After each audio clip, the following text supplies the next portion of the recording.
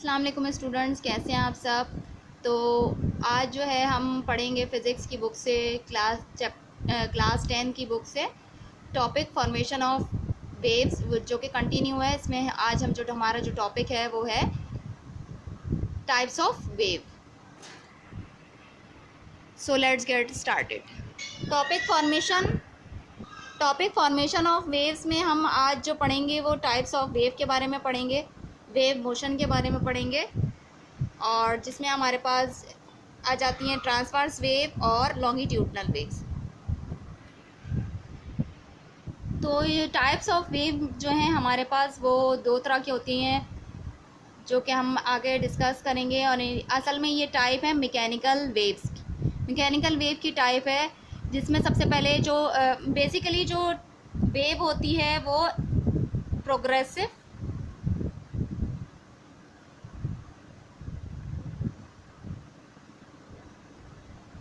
Wave कहलाती है, जिसकी हमारे पास टू टाइप्स होती हैं। नंबर 1 जो है वो ट्रांसवर्स वेव, नंबर 2 जो है वो लॉन्गिट्यूडनल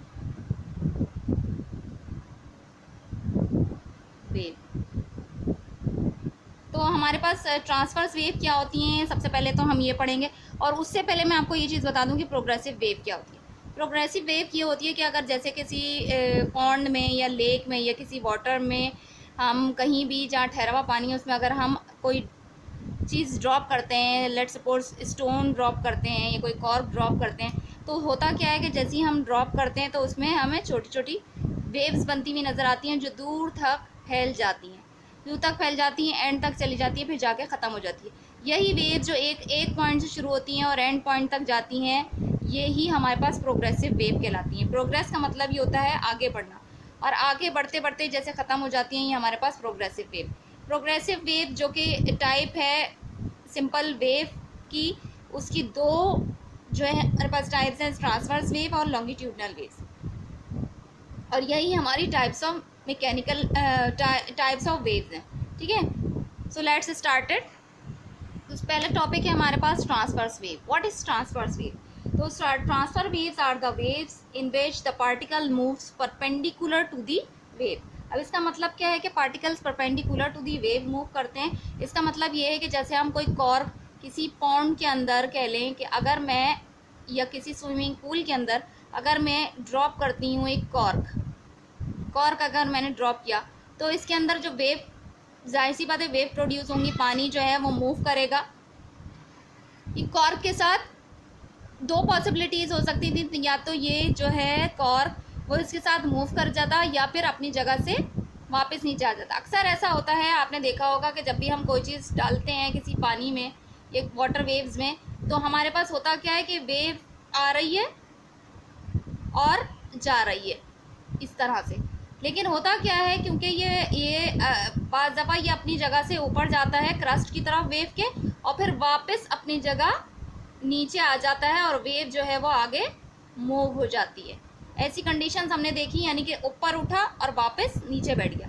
तो ये वाली चीज़ जो परपेंडिकुलर, इस चीज़ को कहा जा रहा है कि जो पार्टिकल है वो मूव करे परपेंडिकुलर टू दी वेव के परपेंडिकुलर मूव करे, वापस अपनी जगह आ जाए, तो that condition is called transverse wave. ये हमारे पास ट्रांसवर्स वेव कहलाती है।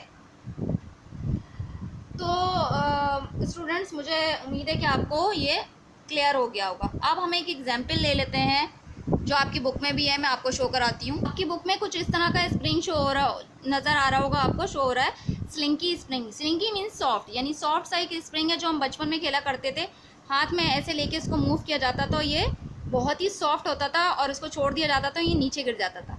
तो इसकी एग्जाम्पल दी हुई है कि अगर इस तरह का स्प्रिंग हम किसी अटैच कर दें, उसके बाद उसको जर्क दें, झटका दें, तो फिर वो कैसा बिहेव करेगा। लेट्स सपोज अगर ये वाला स्लिंकी स्प्रिंग मैं किसी वॉल से अटैच कर देती हूँ और इसको मैं जर्क दूँ, एक झटका लगाऊँ, तो होगा क्या कि ये, क्योंकि स्लिंकी है, सॉफ्ट है, तो ये होगा क्या, इसके पार्टिकल्स कैसे मूव करेंगे, ये इस तरह से झटका एक जगह लगेगा और फिर ये बाकी स्प्रिंग इसी तरह रहेगा।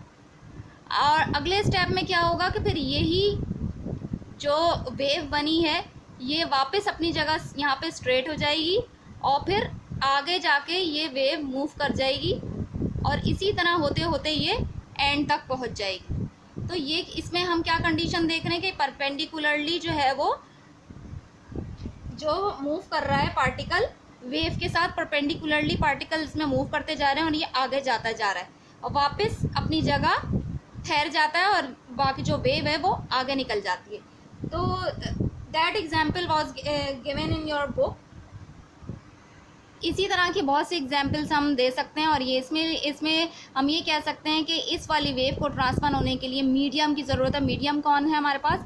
स्प्रिंग हाँ, ये हमारे पास मीडियम है जिससे ये वेव जो है वो आगे मूव कर रही है। इसीलिए ये जो टाइप है ये मैकेनिकल वेव की टाइप है, क्योंकि मैकेनिकल वेव्स के लिए हमें किसी मीडियम की ज़रूरत होती है। इसी तरह अगर हम एक रोप ले लें, कोई रस्सी ले लें और उसमें भी ऐसी जर्क डालें, रोप को अटैच करने के बाद अगर उसमें भी ऐसी जर्क डालें और यहाँ पे एक पॉइंट P कंसीडर कर लिया जाए, तो होगा क्या कि जब हम इसको जर्क देंगे तो ये ही वेव यूँ बनेगी और फिर ये P पॉइंट ये ऊपर आ गया।